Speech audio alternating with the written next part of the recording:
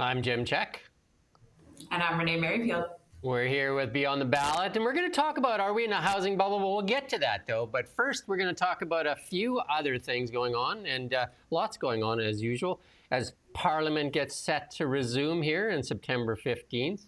But, they've been off. I think they're going to sit for a total of 73 days in 2025. Tough work, eh? Tough slugging.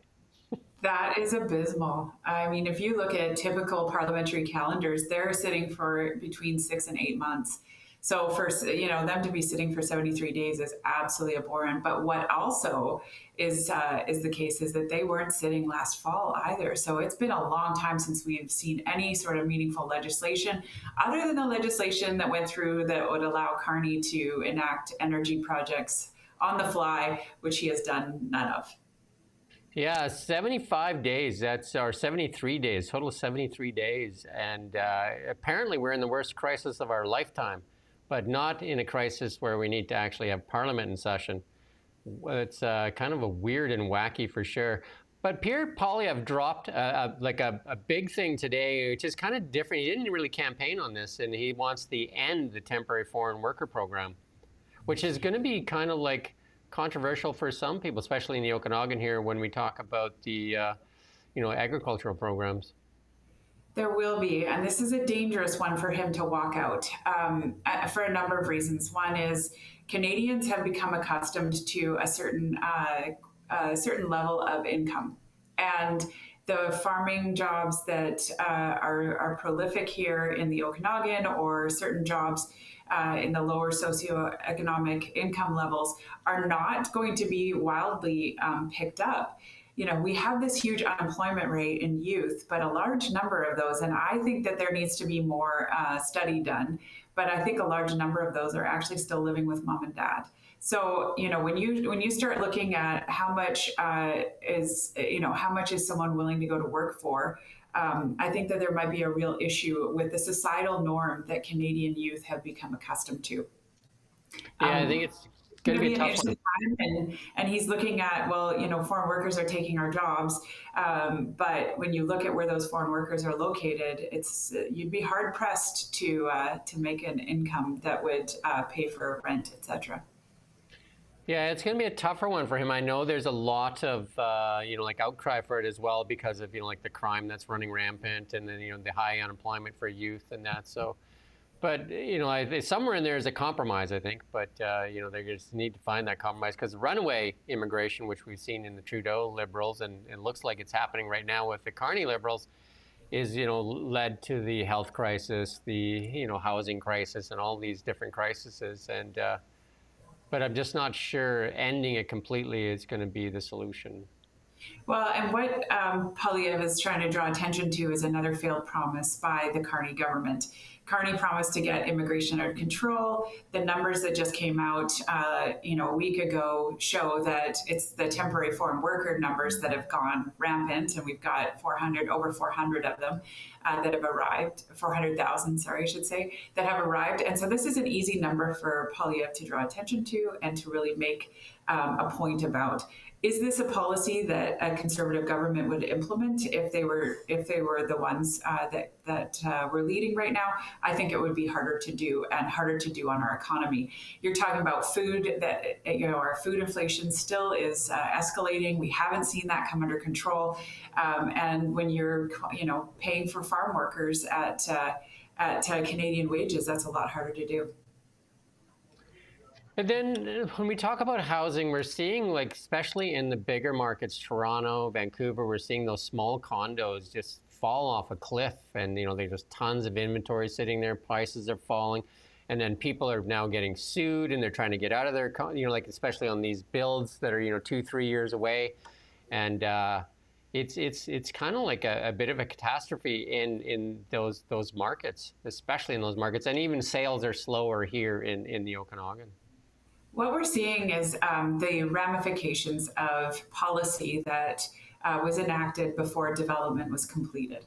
So we have a large number of smaller inventory units that are really not conducive to, your average Canadian or even immigrant wanting to live in that unit because they're just simply too expensive. Large number of concrete, where you're talking $1,200 to $1,500 a square foot. So even though it's only 300, 400 square feet, it's still astronomically expensive. With these units, they were largely intended for Airbnbs. I was saying right before the show that, when was the last time you saw a hotel, a hotel tower go up in either Toronto or Vancouver? It's been a long time because the Airbnb market was way more accessible and far more advantageous for the average traveler to utilize. And not just traveler in terms of short term, but whether it was medical traveler, whether it was student, whether it was, someone coming in for a locum, etc., that was far, far more advantageous to use the Airbnbs. Government changed that. And when government changed that, you have a large number of units that nobody really wants. So why do we have a glut of condos in Toronto when we have a housing crisis? It's because the market doesn't want the type of condo that was constructed in that era. And these buildings and these towers were largely planned for 7-8 years ago and are now coming to occupancy. So we're seeing the effects of a change in government policy on where we're at today. I think that it would be wise for government to take heed because we have, tourism numbers going down. People are not spending as much when they do travel, and largely because it's so expensive. I mean, to come to Kelowna, if you want to, spend a week at a Best Western, you might be looking at, a few $1,000s. And if you have to get 2 rooms for you and your family, because you've got 3 kids, now you're talking about several $1,000s. That leaves very little expendable cash for those. For those other extraneous meals out or, trips on the floating playground that's the women. Right. I had it right there on the tip of my tongue, and yeah, but anyway, I don't know. it really sabotages a family that wants to travel. So we need to seriously take a look at this. We need to take a look at it for our economy. We need to take a look at it because it's not affecting our rental the way that we thought it would. We've got enough purpose-built rental that is accommodating right now. Yeah, the purpose-built rentals here in Kelowna now, you've been building some of them as well, and we're starting to see a vacancy rate that is palatable for most people. Like we're seeing 5-6%, I think, and there's talk the City of Kelowna might look at trying to exit the Airbnb policy here that was put out by the province, because there's, in those purpose-built, they were zoned, sold as Airbnb properties. And those, they're not even selling those out right now. So some of them are still sitting, like some of those properties, Aqua and different things, there's inventory that's sitting for a couple of years. Well, Vala still has inventory. There's a number of properties out there where they used to sell out in a day or two. Those investors have basically put their money back in their pockets, and some haven't even closed on the properties. I've heard from people that they couldn't close. Well, investors are, the same investor that's a small mom and pop, operation who are just looking for a little retirement income. That same exit strategy that can be used for them in terms of an Airbnb or long-term rental, that same exit strategy is what an investor is looking for when they go into a large project at the beginning. And when you pull out the exits, you don't have as many investment dollars that go into any project. So the development industry as a whole is on its knees. And the difference here, Jim, is that this is not the global crisis, the global financial crisis of 2008 and 9, when you literally saw a 10-month blip for Vancouver or Toronto. This is not COVID, where you saw, a 10-week slowdown and then construction resume and the market take off. This is catastrophic. We have seen at least an 18-month slowdown, maybe not perceptible to the general public because they still saw occupancies coming on stream. But if you look at housing start numbers, we are way down from where we should be. We're looking at 2016 to 2019 numbers. Those are not numbers that we should be proud of right now, and it's going to take us a long time to dig out of that when we do want to provide housing for individuals. But I also think that, cities need to take heed. This is not the type of housing that people want. It's not the type of housing that people are buying. So we need to adjust policy based on Airbnbs are that, So, use them for Airbnbs in locations that are conducive, i.e. your downtown cores or your tourism zones. But then look at, what do people need to live? They want, ground-oriented townhome slash, duplex product and single-family product, which, City of Kelowna said no to over the course of the last years. Yeah, and people don't realize that when the government sticks its paw into something and says it's going to fix something, that all the kind of like consequences of those actions. Because if we look at Airbnb, and they forced those Airbnbs, which were sold as Airbnbs, zoned as Airbnb, and then they say, no, those have to be rentals now, and then some people couldn't close, they lost their money, and then it drives investment dollars away. But it also increases the inventory when a developer like you is building rental purpose-built rentals at the same time, and there's been that huge kind of like build on that, then all of a sudden it takes away from that too, because all of a sudden, like you're getting vacancy rates that are getting higher and higher, and that makes you say, well, maybe we don't put another project online right now, because there's, the vacancy rate's creeping up to a point where we can't cover our capital costs. Yeah, and the vacancy rate right now, 3 to 5% is a healthy city. So we're actually celebrating the fact that we've seen the vacancy rate go up. Do we want to see it, 9 or 10? No. Could it go to 9 or 10? Possibly in the next little while. But there's lots being talked about in terms of incentives. Incentives are very common in other areas, whether it's the prairies or whether it's, smaller communities. So incentives are not abnormal, especially for a larger building that's trying to fill up.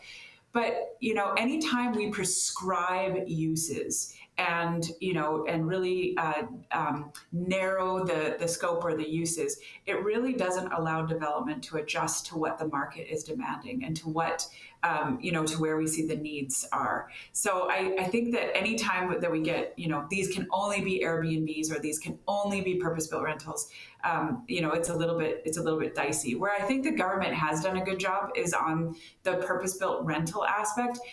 Buildings and institutional buildings that can remain in perpetuity as a rental is a really good thing for a city. That allows a tenant to know that they're going to have, a moderated increase over the course of however many years they choose to live there, and that they know it's going to be a rental for as long as they require it. That gives a lot of stability to a community, to a society, and to an economy. And we definitely need more of that as we move forward. The scary part is CMHC has already changed their financing as of July 18th, and it looks like we're going to see purpose-built rentals, basically the window of opportunity closed. Let's switch gears a little bit. Doug Ford, is he the biggest populist entertainer in Canada? Because he was dumping out that bottle of Crown Royal there, just plays to the crowds. And how about embarrassing when he didn't even take out the slow pour in there and he's trying to shake it out, right? Talk about a failed event there, right? But he doesn't realize though that Crown Royal or the manufacturers have lots of other Canadian employees. They're only moving one plant south, and it has to do with costs that they're facing, nothing to do with dissing on Canada. But Doug Ford loves to play to the media, and they were lapping it up. Well, I think that Doug Ford is using a very small, and as you mentioned, they're still doing a lot of other bottling here in Canada, but a very small closure to draw attention to a larger issue. I think Pierre Poilievre did that in his press conference when he talked about the 16,000 lost jobs in Ontario. That's a huge number. And what Doug Ford has not done is try and prop up those employment numbers by using government funds, which I think is a wise call on his part. That's exactly what BC has done, is just hire more public servants and try and skew the numbers, as it were, which is a dangerous game when you're talking about inflation and spending. And we're going to hear more about that in 12 short days when they do the financial update for BC. But I do think Ron Butler actually had a phenomenal take on this whole issue, which is, he's saying we need to be careful with foreign ownership, because foreign owners don't value our communities in the same way that we do. Now, I don't feel the same way that he does, in that, I think that the market, if we provided the same tax incentives, if we provided the same,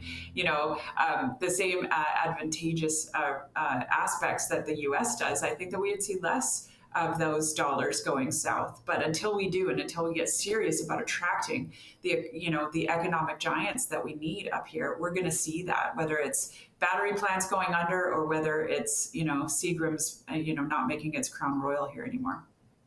Definitely competition for capital. You and I talk about that all the time. If you don't have an environment where that capital can thrive, it's going to go where it can thrive. I mean, it's basically like a seed. It's going to go where it can find some sunshine and find some water. And if you continue to regulate it and do all those things, especially if you have large amounts of capital, it will go where it is treated the best.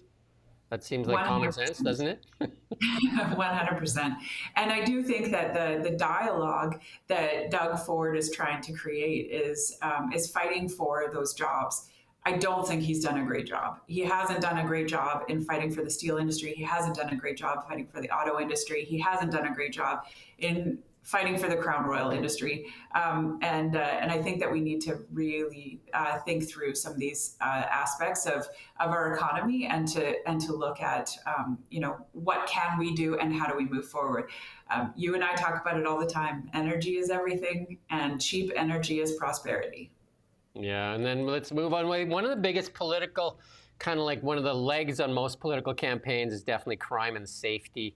And Sean Fraser, I think he made one of his biggest faux pas, and he's made a few, right? He was immigration minister, he was housing minister.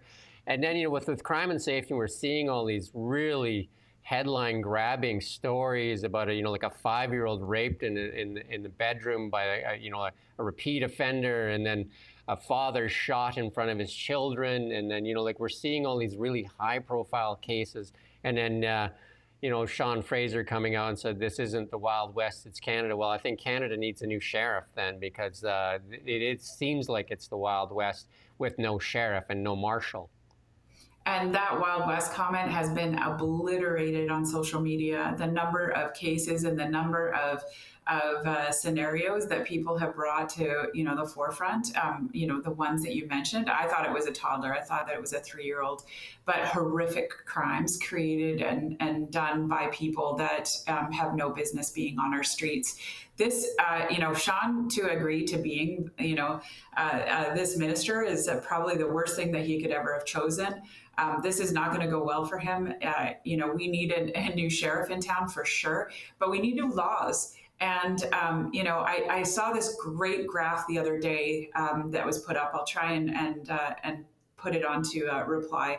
But it basically showed violent crimes going down throughout the last Conservative government. And then there's this mark in the sand.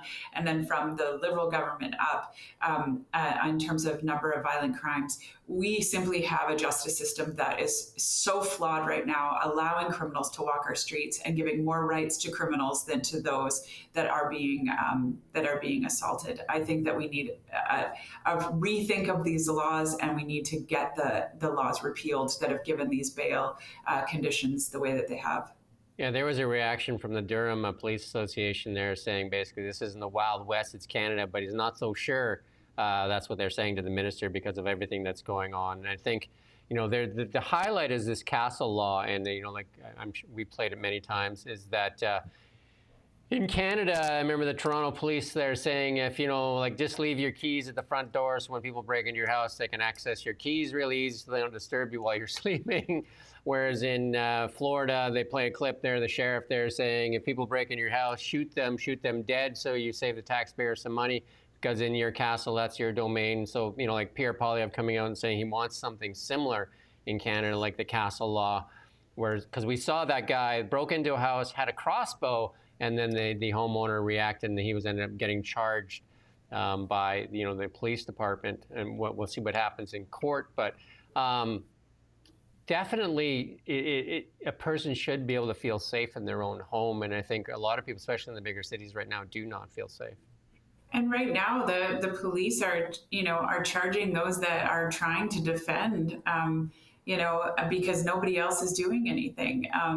There was a store in Kelowna that had been, robbed time and time again. And so finally, one of the managers had got And as he saw someone robbing the store, he, and they took off with their backpack, he took off after them.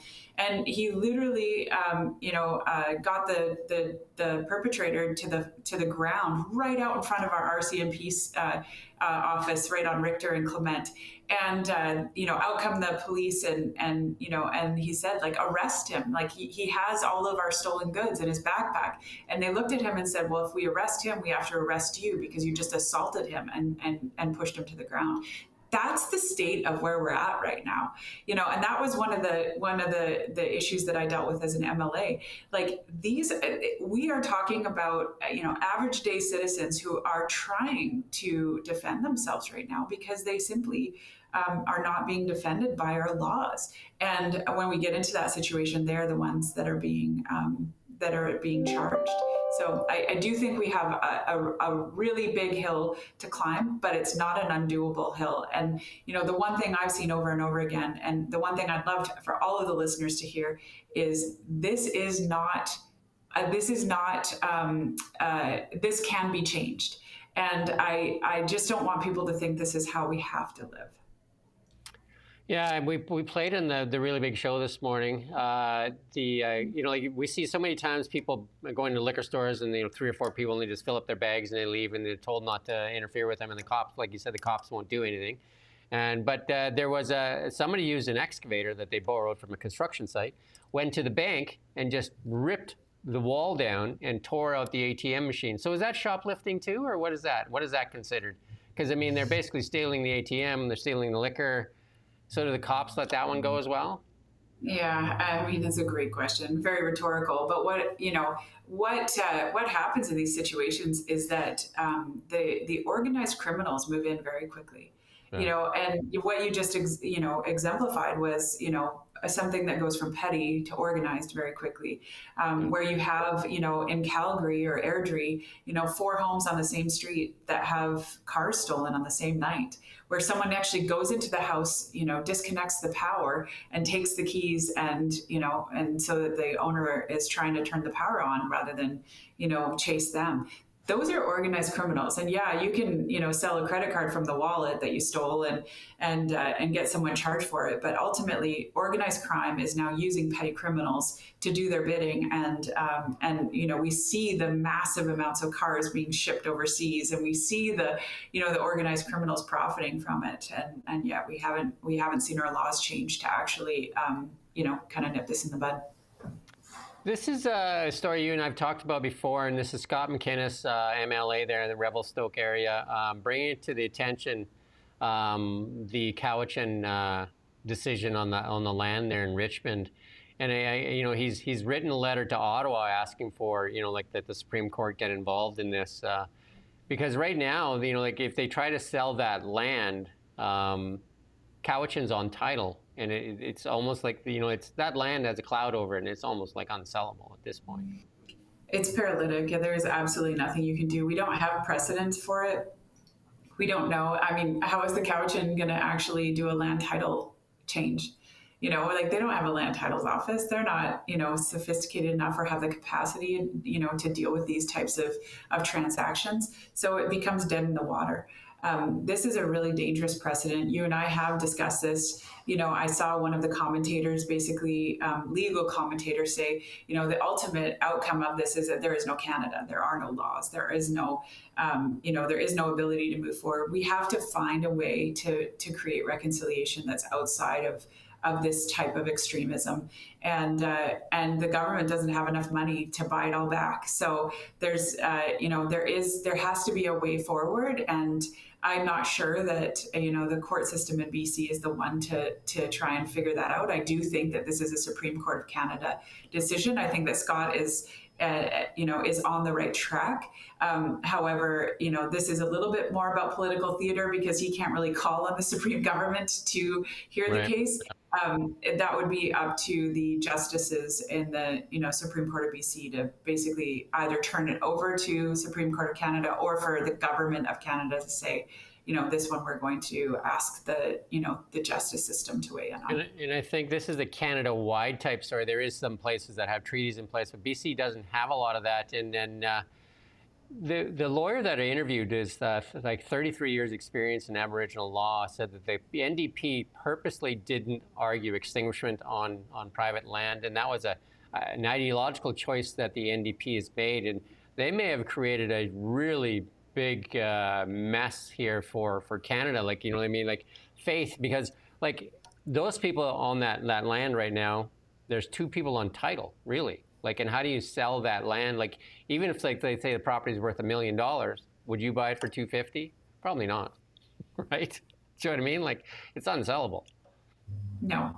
I mean, the best you could do is probably lease it. But even leasing it, who does the lease payments go to? Like, it's a very, very convoluted situation right now. I know that even the bands are, the different nations are at argument over who should actually own that. Whether it's the Musqueam who say, that's actually our traditional territory, or whether it's like, they were all, arguing in that same court case. So I think we have a long road to climb, but until that final decision is rendered, I think we have some very serious murky waters to get through. I have Brendan Day in tomorrow, MLA. He's the health critic for rural hospitals, and it's going to be an interesting discussion because we're still seeing those ER closures here in British Columbia, especially in the rural communities. And then this Renee Gasper put this out saying that in 2024, October 8th, Eby vowed every British Columbian wants a family doctor and will have one by the end of 2025. And the latest report shows 1.37 million people still waiting. And then that's just another promise that I don't think the NDP are going to be able to deliver on. We're running out of time. No, this is not something that will age well for the NDP. They are in trouble on the health file. They're in trouble with the healthcare workers. They're in trouble with with the patients. They're in trouble with the care that they're providing. They're in trouble. Like it's on every front. And the amalgamation of the mental health and substance use, I think, is also really troubling for this file. And Josie Osborne, I don't see a way through for her. You're going to see her remain very on point. She's going to stay on message, but you're not going to see a lot of dramatic moves. I mean, so far, really the only thing that we've seen of any magnitude has been the PHSA when they came in to do an audit. Penny Ballum has let some administrators go, but it really hasn't been anything consequential and nothing that's going to actually balance the books or make it or really affect patient outcomes. Also did an interview with the president of the BIA-BC from Kamloops there, Jeremy Heighton, and he talked about, like 1 in 5 businesses in British Columbia might not make the next 6 months, and that 67% of them say that crime and safety is their biggest concern, and they've basically had enough and they want some action. So then we got comments from, the mayor of Kelowna, and also we got a comment from the BC NDP, and then from Gavin Dew. But, I'm trying to get an interview with Terry Young. He's the community safety minister, and I'm getting a lot of runaround, but hopefully I get that interview. He's a former police officer as well. So, because that is one that I think businesses in BC have kind of like faced the brunt of that themselves. And I can remember being a business owner downtown, when you call and they say, well, that's your problem. That's in your doorstep. That's private property, apparently. And, we did lots of stories on like a pizza place that had its front window broken out 3 times in a month. It's $1,000 window, and the deductible obviously is $5,000. So, I mean, they got to sell a lot of pizzas to make up for that. Yeah, and you're absolutely right. I would say that the having a building downtown over the course of the last 12 years has definitely changed. We used to have open doors. We used to have reception areas that you could walk into. You go to every single floor on our building, and it's under full lockdown with reception pads or doorbells on the outside of these. Everything gets locked down every single night. We do a clean sweep of the stairwells before we go home at night. There's a very different energy to being downtown. I mean, we have staff that won't walk alone to the parking. So it definitely has affect. And it's hard because we saw property taxes go way up this last year, and so you're paying literally tens of thousands of dollars for the privilege of being locked in a cage. And I think we have a lot of work to do. What happens on our streets is not under control by any way, shape, or form. There's graffiti, there is, garbage and, in the alleyways, etc. And, at any given time, there are certain times that I won't walk, to a few blocks even, just because of, having to walk through groups of individuals who are either doing drugs actively and openly, or are high and incapacitated.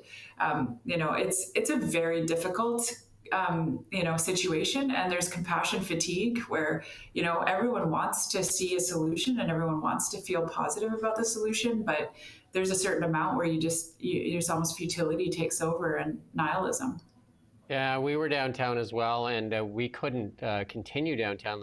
We were right in the heart of it there, and we couldn't do interviews like this because the ambulance or the fire truck was there with sirens at least 4 or 5 times a day, and then the police were in our building a couple times a day getting footage from us, a staff being threatened to be stabbed, and then our accountant wouldn't walk to the bank. She didn't feel safe. And, we went through all this stuff. Somebody broke into our boardroom and I guess the word is, you can find it on YouTube, I think, sexually gratified themselves, and it was just made the females in our staff, most people, feel very, very unsafe. And then we had to lock it down and we had to do all these things. All those things are just added costs to the businesses that obviously you have to pass on to the consumer as well, right? So. And that's all in addition to the EHT and the increase to CPP and the additional paid sick days and the new standards that have been introduced. I mean, businesses are crippled right now, and it's very difficult to see a way forward. So it's this is just something added to everyday life in living in some of our downtowns as a business. And if you think about it, you and I both don't really do a lot of retail walk-in traffic, which is, easier to manage. Imagine the retail vendors downtown where your doors are open, there's tons of people coming and going all the time. And then, the customers are get driven away, all kinds of things from the amount of crime that goes on, right? Yeah, and there's more and more security guards, right? Like more and more security guards standing at the doors, and you don't go to Esoterics or Lululemon without walking past a security guard. Yeah. They're standing there. Eleanor Serco put out this tweet there saying another election promise there. The Premier's election promise to have an education assistant in every elementary classroom. Instead, districts are being forced to cut teaching positions and programs. The NDP have run out of money and run out of ideas, I think.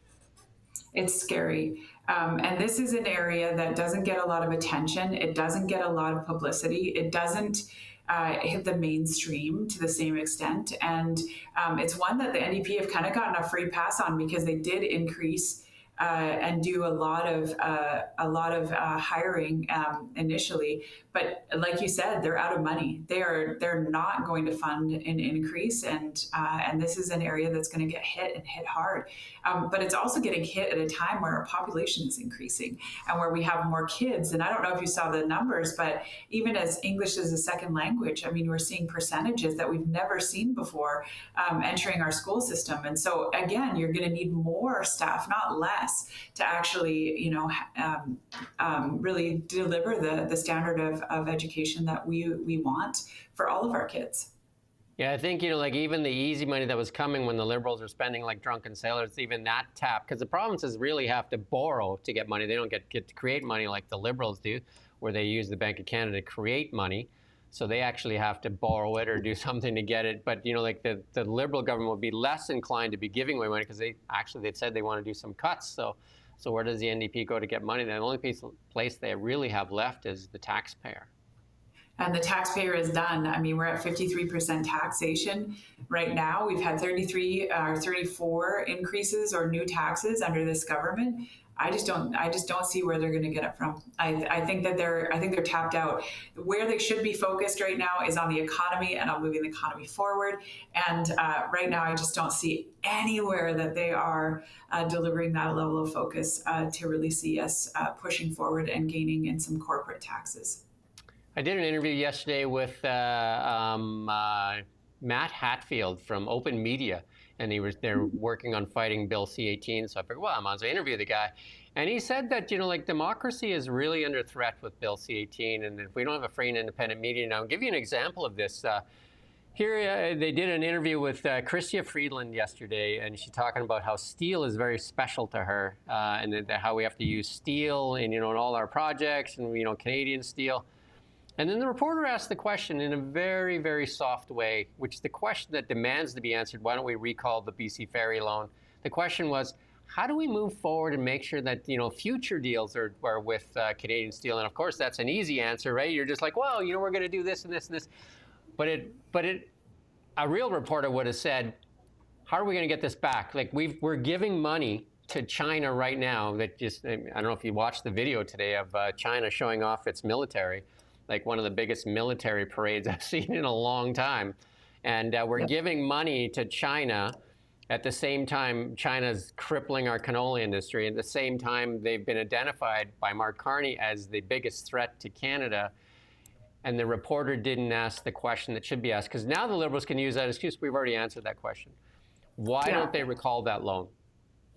And your point is well taken. Whether it's canola, whether it's steel, whether it's how our government's performing, we need a media that can dig, and we need a media that can ask the tough questions and can put our politicians and our businesses on pins and really demand some answers. And right now we do not have that. It's just, it is a very strange time in the market. And that's why, I tip my hat to journalists like Kim Bolin and Penny Daflos, who seem to be, really digging, and the Sam Coopers. And I know you've talked about my, my affinity for the work that he does in the past, but it's someone that's really digging. And thank you as well, Now Media, for just staying the course and really trying to find those stories that are interesting to viewers and that really will help spur the conversation on moving forward. Someone told me the other day, like, oh, I stumbled onto your podcast with Csek, and it was just awesome. So thanks for doing that. And I was like, just trying to make it relevant. Like what is the effect of politics on everyday life? And this is an area where C-18 has really affected people's lives, because it's affected what you can actually get access to in your home. I tried to post a global story the other day, and it's like, this is not available in your country. And I thought, oh yeah, right. That's why my feed is full of ads right now and not actually news. So the other thing, what Bill C-18 did, it was cripples media. And then the government selectively decides who they want to fund, but they're crippled already. So that's why we don't getting real questions. And then the Liberals decide who gets to come and ask questions too. And it's just, they poke whatever they call Donald Trump a dictator and a threat to democracy. We'll stand in front of reporters all day long and take questions from anybody. The Liberals won't do that. Ian and I work hard to try to get interviews with the Liberals and with the NDP here. It's been probably 4 or 5 emails to Terry Young's people to get an interview, and they keep telling me now. First they said he's not available, and then I said, I'm open anytime. I want to make this as easy as possible for you, so you can use my calendar, pick a date that works for you. And they're just like, oh, we'll take a look at it. And then I ask again, and then they're just like, oh, we're working on his schedule. I'm just like, come on, right? And then I can send it to the Conservatives, and I can send it to them, and they pick a time, and I get a thing booked immediately. And it's just, if the politicians won't allow people to ask questions, how will they ever be held accountable? They won't be. No, and that's sad. That's not a good place for democracy. And they also say, Trump is a threat to democracy. His government's in taking questions every day. 73 days our parliament's going to sit. 73 days. That's the basis of our democracy, is it not? Yeah. It really is, and it is part of the way that the opposition parties can hold our government to account. U.S. and Canadian systems very different. Obviously, we're based on the UK system. The U.S. created their own, so they are a very different system. Their checks and balances come through what you're seeing right now, which is some of the executive orders that Trump has delivered are being taken to the justice system to say, is this legitimate? Is this lawful, or is it not? That's how their checks and balances work. through the Congress and Senate, the president and the justice system. We don't have that same level of responsibility and accountability. And so our accountability comes through the adversarial system of an opposition party who will attempt to hold government to account and is given time in Parliament to do just that. But it's also done through the media, the press gallery, first and foremost, who had access. But now that the press gallery is so much more mobile, it's who gets invited to all of those different press conferences. And you're absolutely right. Like, we need to start seeing that open. We need to start seeing more transparency, and we need to start seeing our politicians answer the questions that are put in front of them. Yeah, people need to demand that because, they get to hide that. So we've never seen media suppressed so much and basically at the begging bowl for government crumbs. It really puts them at a disadvantaged position when they have to beg for government money. And from one party, too. It's not because the Conservatives said no money. And then so the Liberals are doling out the crumbs so that the media is kind of subservient to them. And then also then not providing access and not sitting in Parliament. I mean, where's the real threat to democracy here? Like, where's the real threat? No, you raise great questions, which is, how does this government actually expect to stay, accountable? I will say that, Carney has some work to do. This is going to be a tough session for him. If I was him, I would not be excited about it. He's going to, table his budget. That's going to be under huge amounts of scrutiny. He has to right the economic ship. I haven't seen any telegraphing of where that vision is going to go or where it's going to be. And he's, it's which is true, who he was when he wrote his book, Values, or who he was when he campaigned in this last election. So we're going to see a lot of things come to fruition. And if we don't get good answers, this government is in minority, and we could see that topple very quickly. Typical minority governments last 12 to 18 months and nothing more. And, this government doesn't have a coalition. There is no NDP right now.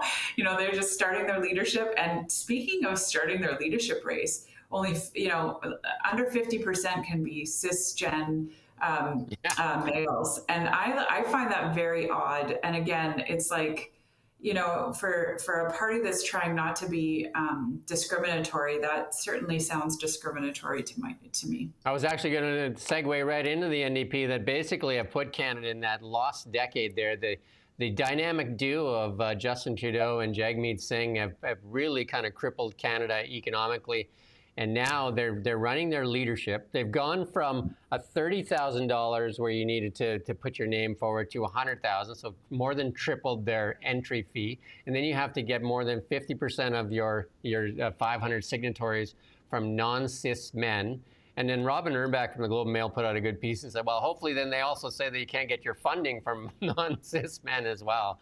The NDP, they basically, Jagmeet Singh obliterated that party to the benefit of the Liberals. I don't know if the Liberals tricked him into that or he just, his own ego did that, but he basically, Jack Layton would be rolling over in his grave there from what Jagmeet Singh did to that NDP party. Because who appeals to the NDP? Because it's definitely not the unions. The unions went to the Conservatives because the NDP abandoned the unions as well. Look in BC. Look at what they're doing here. They took that BC ferry deal and they gave it to the Chinese and then basically thumb their noses at the unions here in BC. Yeah, I think that the NDP have a long road to find, where they actually stand. Speaking of the NDP here with the unions, yeah, they stumped their nose on the BC ship builders, but they also, they have a tough road ahead this fall with the BCGEU now on strike and more to come. They're in negotiation territory with no money. So it's going to be a very difficult road for them to climb and a very difficult a very difficult time. The teachers union has been another one that's been very faithful to them, the BCTF. And again, they're cutting jobs. They're not great working conditions. We have more portables than we've ever had before, despite Horgan promising that there would be no portables in Surrey. Now we've got double-decker portables where we're actually building 2-story portables for students to be housed in. And these are not great situations. They lack bathrooms. They lack certain ventilation systems. They're not to the same level that a normal building would be. So this is a government that has not had a tremendous amount of foresight. They have not managed the systems well, whether that's healthcare or education. And I think they've got some very stormy waters ahead. And, the unions that they have relied so heavily upon and have built so large, if they turn on this NDP, it's going to be a very different day.